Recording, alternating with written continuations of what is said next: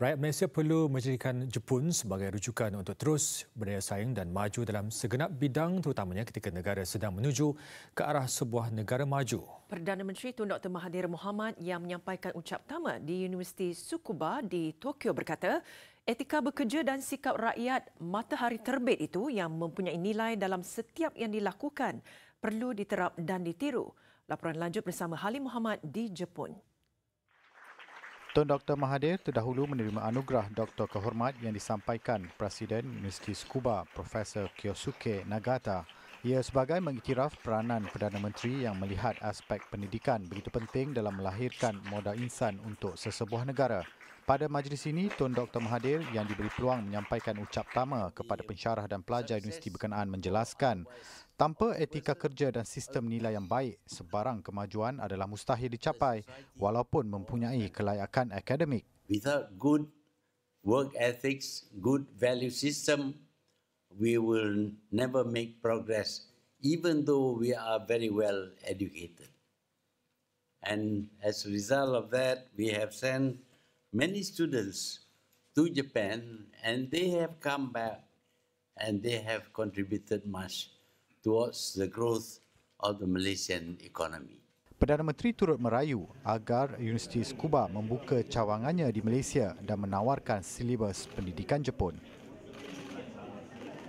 Dalam pada itu, Tun Dr. Mahathir turut mengingatkan rakyat Malaysia agar bertanggungjawab terhadap setiap apa yang dilakukan. Justru itu, dasar pandang ke timur yang menjadi panduan negara selama ini akan terus dijadikan pegangan. Before the time he has to work, he would then discuss the objective for the day, the target for the day, and then when he goes into work, everything is laid out in a proper manner so that he does not have to search for equipment or instruments in order to continue with his work. This is because the previous shift made sure that they clean up the place and put all the instruments and equipment in the proper place so that there will be no problem for the incoming shift.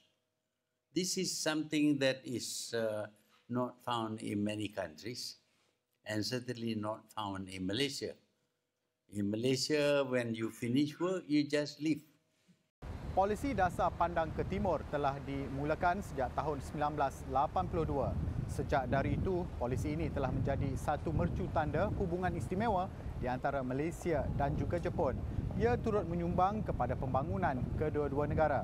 Justru itu, polisi Dasar Pandang ke Timur ini perlu dipertingkatkan untuk kebaikan kedua-dua negara, terutamanya dalam bidang pendidikan, pembangunan sumber manusia, perpindahan teknologi serta pelaburan.